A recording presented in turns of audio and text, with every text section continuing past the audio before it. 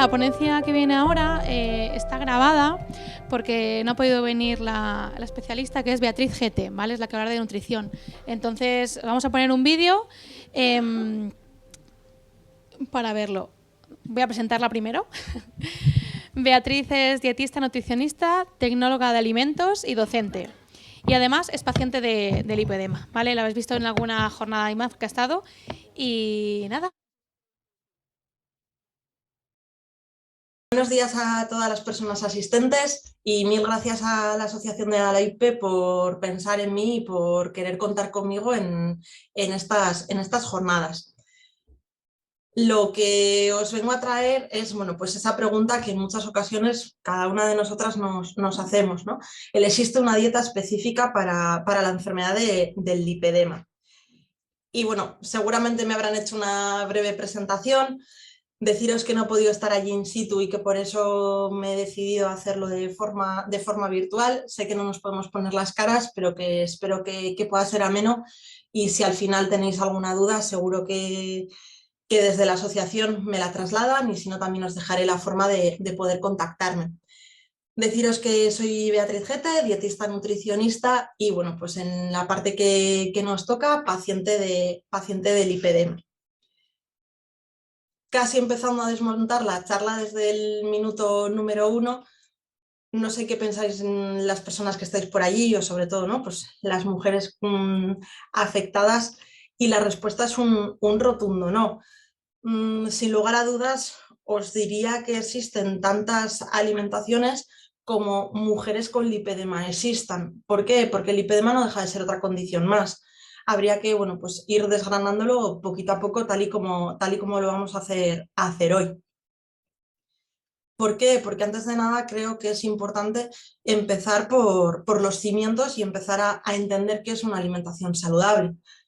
En realidad, lo que conocemos como alimentación saludable es aquella que nos aporta todos los alimentos o todos los nutrientes necesarios para cubrir nuestras necesidades en las diferentes etapas de la vida. Como bien sabéis, no es lo mismo ser un bebé que ser un niño, que ser un adolescente, que ser una persona adulta. Y siendo adulto no es lo mismo ser un hombre que ser una mujer, estar o no estar embarazada, estar en periodo de lactancia o tener algún tipo de enfermedad o de patología. Por lo tanto, siempre en caso de padecer algún tipo de enfermedad o de patología, las recomendaciones pueden llegar a variar con las que se dan a nivel de población general. Y hoy, desgraciadamente, al ser un estilo de ponencia de este estilo, me tengo que basar en las recomendaciones generales. Por lo tanto, siempre es importante el poder consultar a un profesional adecuado, médico, endocrino, para que nos ayude también, ¿no? Pues a llegar al diagnóstico certero, cardiovascular, cirujano estético en caso de que nos estemos metiendo, ¿no? En la parte o nos planteemos la parte de una intervención quirúrgica de descarga del lipedema, y bueno, pues a los nutricionistas de cara a que podamos ayudaros a gestionar vuestra propia alimentación, sin olvidar, por supuesto, a otros profesionales sanitarios que nos pueden ayudar a entender de forma global nuestra enfermedad o nuestra situación particular. Al final, lo más importante es que no solo haya relación paciente-profesional, sino que los profesionales entre sí podamos hacer equipo y podamos trasladarnos la información pertinente para tratar de mejorar nuestro trabajo. Por lo tanto, quien ya me haya escuchado en más de una ocasión, sabéis que soy de las que considera que la nutrición es la ciencia del depende. No todo es blanco o negro, no todo es cara o cruz. La escala de grises me parece preciosa, y por lo tanto creo que merece la pena tratar de citar todas aquellas características que hacen que nuestra alimentación pueda llegar a depender. Aun teniendo un eje común como pueda ser el lipedema, esa inflamación crónica de bajo grado, hay que tener otro tipo de características en cuenta, sobre todo con lo que depende de la alimentación. Nuestra edad. Si además del lipedema tenemos algún otro tipo de patología asociada, como pueda ser, bueno, pues un hipotiroidismo, un hipertiroidismo, patologías relacionadas con los problemas digestivos, ya sea desde el colon irritable, pasando por problemas de mala absorción, intolerancias, sobre crecimiento bacteriano, también conocido como SIBO, algún otro tipo de bacterias intestinales como el Helicobacter pylori. Si estamos tomando alguna medicación específica para tratar algún otro tipo de enfermedad, qué sintomatología asociada tenemos al lipedema. Si hablamos entre nosotras, en muchas ocasiones no todas tenemos la misma sensación de dolor, ni tenemos esa facilidad para los hematomas, ni tenemos ese grado de inflamación o de hinchazón. Los gustos. De nada sirve, ¿no?, establecer una alimentación estupenda y fantástica si no se va a poder llevar a cabo porque algo de lo sugerido no nos gusta. Se trata de seguir disfrutando de la comida. La gestión emocional que hacemos a través de los alimentos, el utilizarlos como premio o como castigo. Los horarios, en gran medida, lo suelen alterar bien las jornadas de trabajo o bien la conciliación familiar. No es lo mismo tener que comer o poder comer todos los días en casa en un horario regular que tener que adaptarnos a cambios en el horario por los turnos o incluso aunque nuestro trabajo esté relacionado con tener que viajar e incluso comer fuera. El objetivo que perseguimos cuando acudimos a la consulta de un dietista nutricionista, aunque tengamos en común la característica del lipedema, no a todas nos mueve exactamente el mismo objetivo.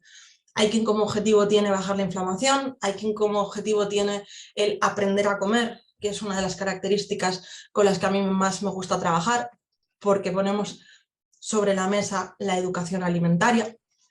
El objetivo de manejar la alimentación de cara a aprender y llevar ese tratamiento conservador, ¿no?, que debería de ser la base, o el objetivo de cumplir ciertos parámetros de cara a llegar en el mejor estado de salud a la intervención quirúrgica de descarga y sobre todo a posteriori, favorecer la pronta recuperación.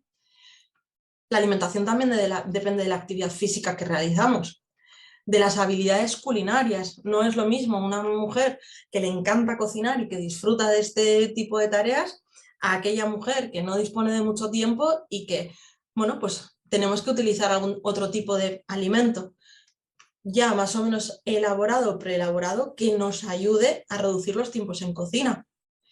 Y por supuesto, del punto de partida, del patrón alimentario, mejor dicho, ¿no?, que pueda llevar esa persona. No es o no se trabaja de la misma manera cuando una persona pasa de desayunar, no lo sé, unos polvos mágicos que transforman el color de la leche junto con gran cantidad de dulce, que la persona que ya ha ido haciendo pequeños cambios y lo único que tratamos es de perfeccionar o tratar de mejorar de forma pequeñita el patrón de alimentación. Sin olvidar tampoco la parte de la cultura, las creencias religiosas y la disponibilidad de alimentos que pueda llegar a haber en el entorno donde vive esta persona. Por lo tanto, como ya os hemos montado al principio, porque no quería tampoco, ¿no?, crearos falsas expectativas, no existe una dieta específica para el lipedema. Habrá tantas alimentaciones distintas como personas haya. Literal, se trata de que poco a poco podamos ir o podáis ir encontrando la alimentación con la que os sintáis cómoda, aquella cuyo coste y beneficio acabe siendo algo positivo para vosotras. Coste y beneficio, ¿a qué me refiero? A todas aquellas implicaciones que va a tener mejorar o cambiar cierto patrón alimentario o incluso cierto hábito y qué beneficio me va a aportar. Si el beneficio es superior al coste, siempre será mucho más fácil poder mantenerlo en el tiempo. Pero sin lugar a dudas, siempre partiendo de esa educación alimentaria, no de ejercer una dieta restrictiva que tenga fecha de inicio y fecha de fin. Porque sí, podrá darnos sus frutos durante ese periodo pequeño que hemos marcado, pero a partir de entonces, ¿qué sucederá? Que posiblemente volvamos otra vez a recuperar el patrón inicial que teníamos, incluso quizá con más ganas de lo que lo habíamos hecho en un inicio. Realmente tenemos que ir desgranando poquito a poco todos esos conceptos. ¿Por qué? Porque ¿qué es la dieta, ¿no? ¿Qué es esa alimentación? La dieta es lo que come una persona y lo que bebe a lo largo de todo un día. Por lo tanto, ¿qué implica esto? ¿O qué quiere esto decir? Que absolutamente todos los presentes en esta sala estamos a dieta, yo incluida. salvo huelga de hambre por alguna razón o que no hayáis ingerido absolutamente nada, todos y cada uno de nosotros estamos a dieta. ¿Cuál es el problema actual? Todas esas connotaciones negativas que están asociadas a la palabra dieta. Simplemente, ¿no? El hecho de pensar en dieta, ¿cuántas de vosotras, en cuanto lo he nombrado, ¿no? os habéis vuelto a acomodar en la silla? ¿Por qué? Porque dieta lo atribuimos necesariamente a algo aburrido, monótono, algo que supone un auténtico castigo, que no hay disfrute. De hecho, en muchas ocasiones, cuando estamos en consulta, me soléis decir, joder, Bea, es que no he pasado hambre, es que no he sufrido.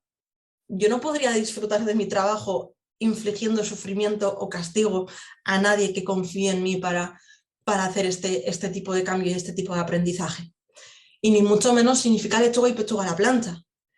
Alimentación significa disfrutar, significa otros muchos conceptos.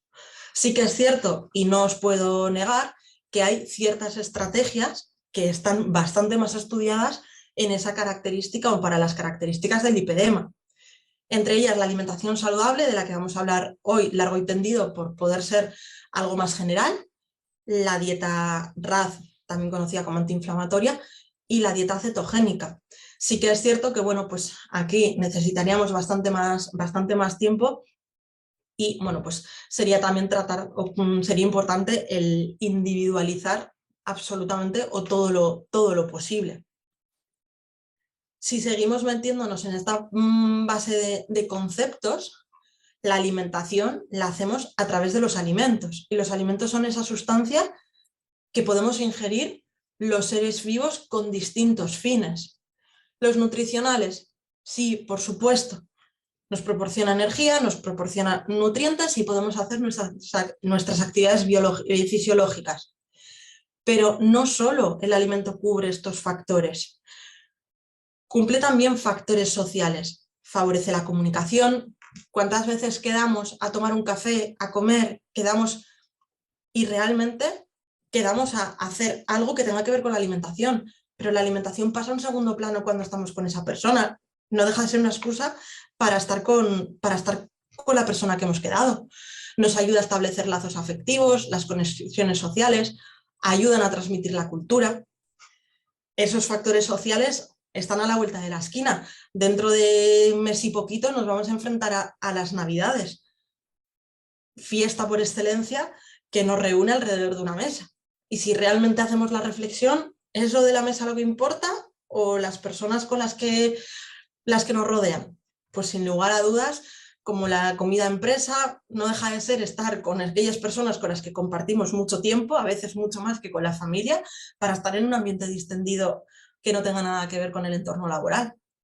Y por supuesto, no podemos olvidarnos de, bueno, pues los aspectos psicológicos, emocionales que cubre la comida.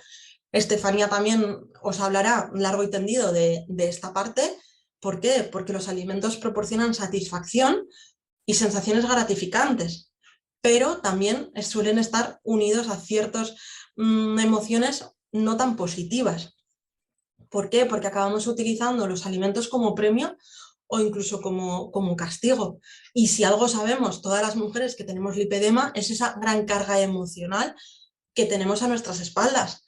Por un lado, parte de autoestima y por otro lado incluso, bueno, pues porque venimos de probar numerosas estrategias nutricionales que no han dado sus frutos y que encima, bueno, pues han llegado incluso a causarnos problemas con respecto a o frustraciones, nos han llegado a causar, bueno, pues aquellas cosas o emociones de las que Estefanía os va a poder hablar muchísimo mejor que yo.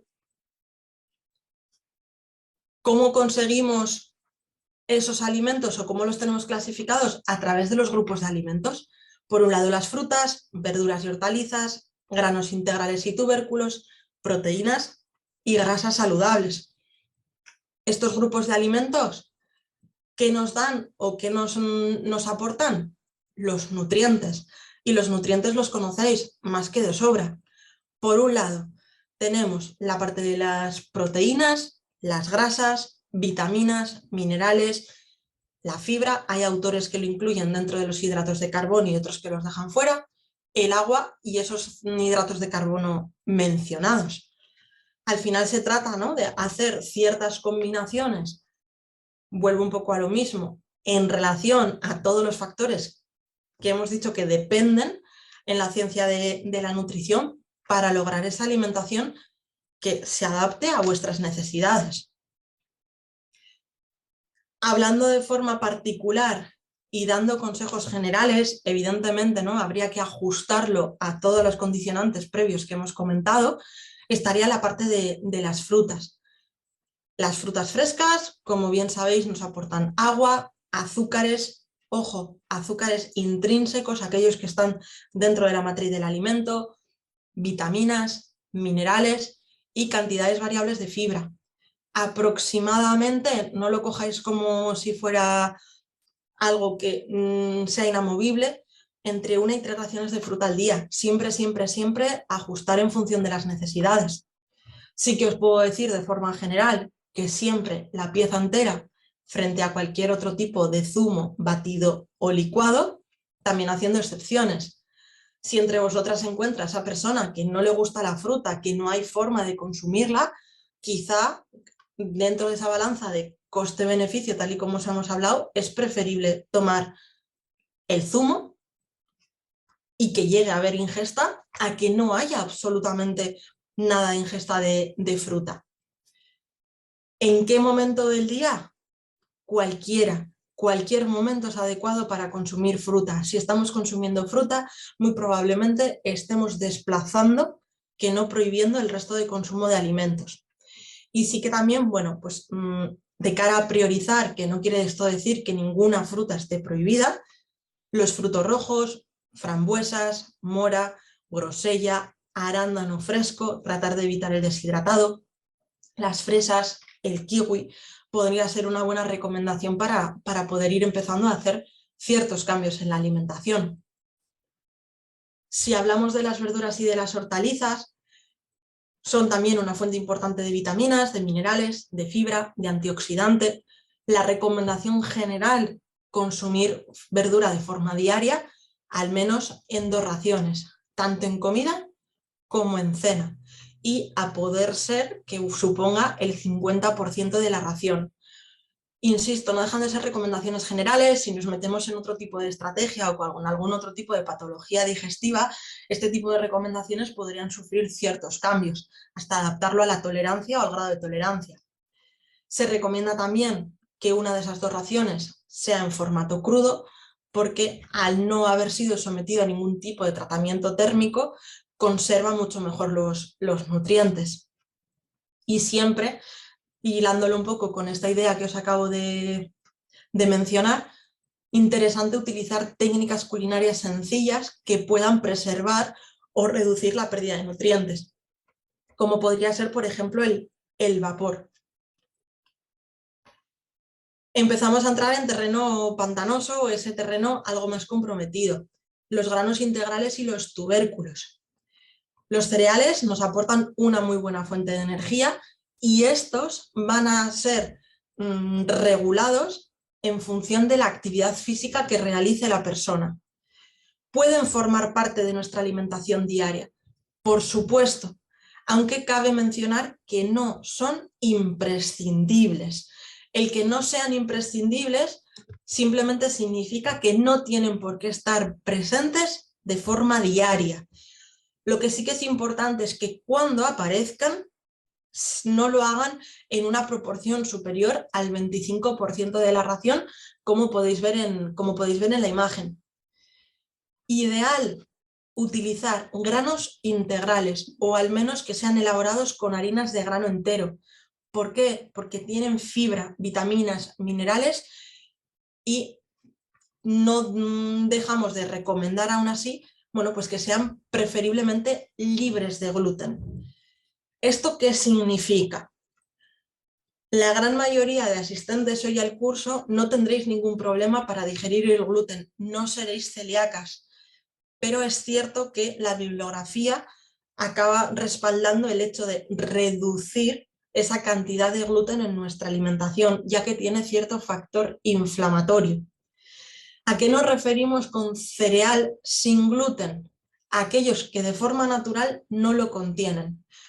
¿Cuáles son estos? Trigo sarraceno, también conocido como alforfón, el mijo, la quinoa, el amaranto, el arroz integral o la avena.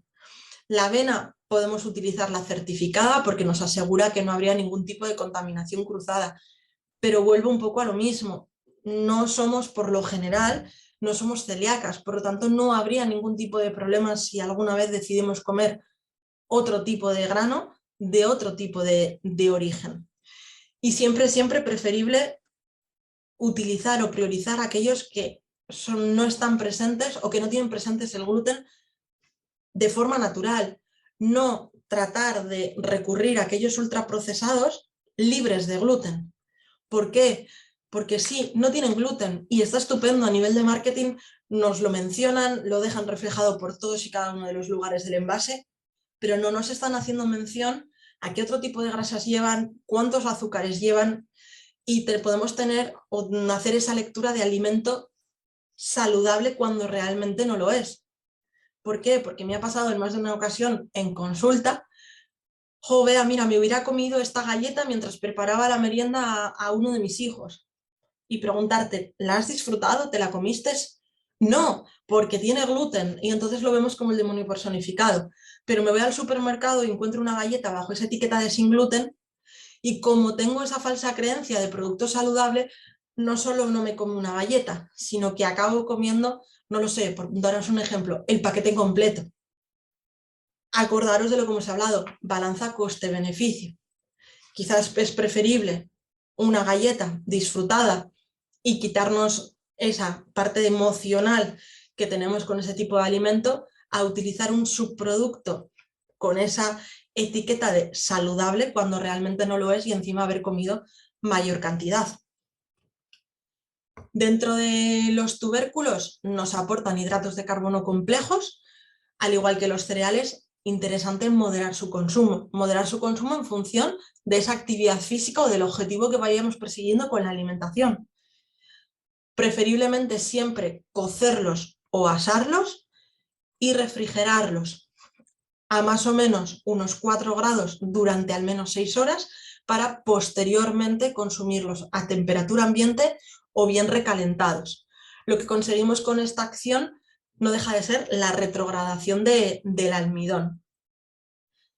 Si seguimos con la parte de las proteínas también consumidas a diario en comida y cena, más o menos un 25% del plato. Y tenemos distintos orígenes, carnes, pescados y mariscos, huevos y lácteos, y de origen vegetal, las legumbres y los frutos secos. La legumbre tiene ese pequeño asterisco porque va a depender también del grado de tolerancia que tengamos a este tipo de producto. Dentro de las carnes, alto valor biológico, vitamina B12, hierro, potasio, fósforo, zinc. Priorizar las carnes magras y las carnes rojas y las procesadas, realizar un consumo ocasional. Pescados y mariscos, destacar vitamina D y yodo, son ricos en ácidos grasos poliinsaturados, conocidos como omega 3, los cuales nos ayudarían a bajar el grado de inflamación. Y por esa razón se recomienda al menos consumir una vez a la semana algo de pescado azul. Si os fijáis en ración, no deja de ser algo aproximado, más o menos la palma de la mano.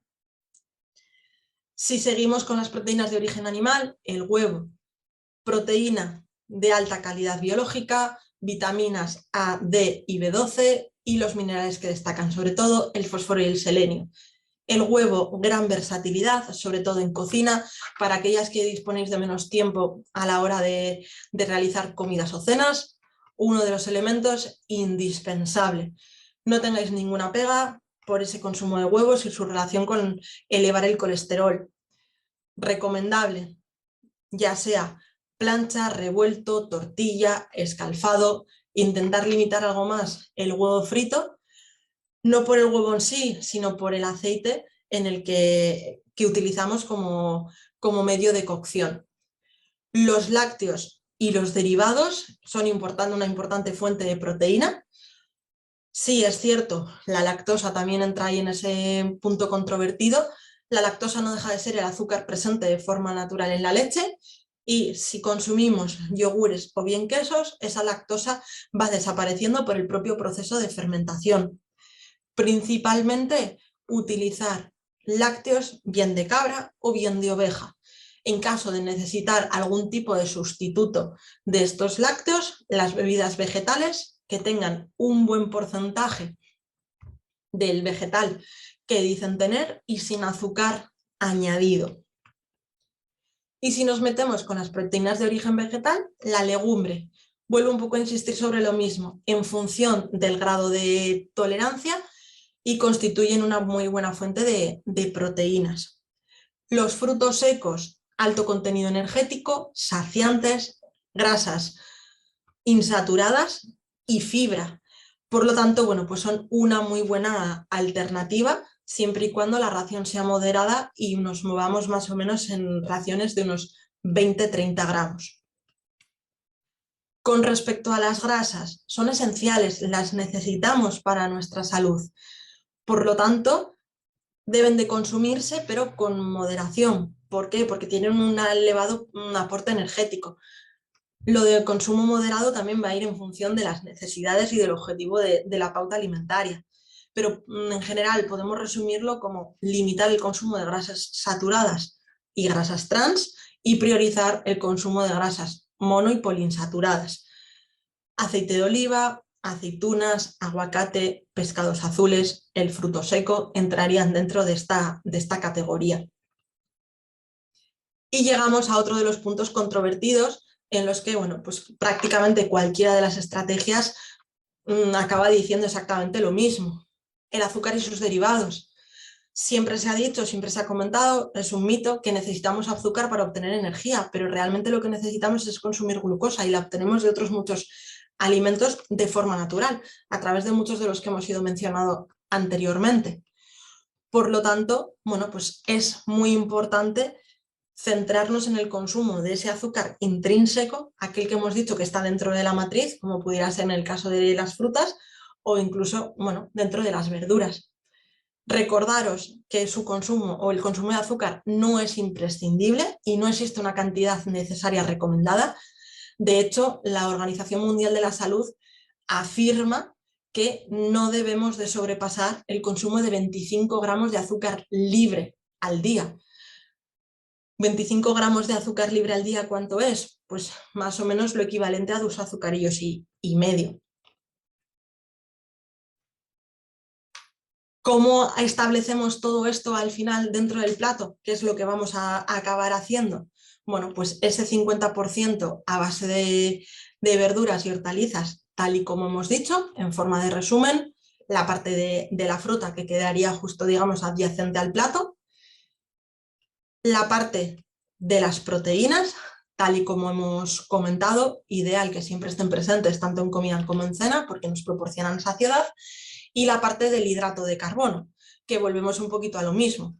No tiene por qué estar siempre identificado en el plato y vamos a valorar la cantidad en función de la actividad física, la estrategia que estemos siguiendo, incluso el objetivo que se esté persiguiendo con la alimentación.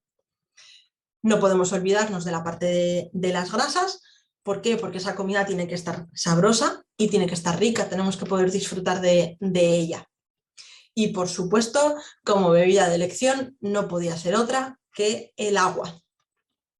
Y disculparme, que he querido ajustarme al tiempo que me han permitido tener para poder estar con vosotras. Así que simplemente desde aquí daros las gracias. Espero que haya sido útil para cualquier cosa, cualquier pregunta que tengáis, bien a través de la asociación o incluso a mí directamente si lo necesitáis. Y nada, desearos que sigáis disfrutando de la jornada, que seguro que es muy interesante y desde la asociación me pondrán al día. Muchísimas gracias.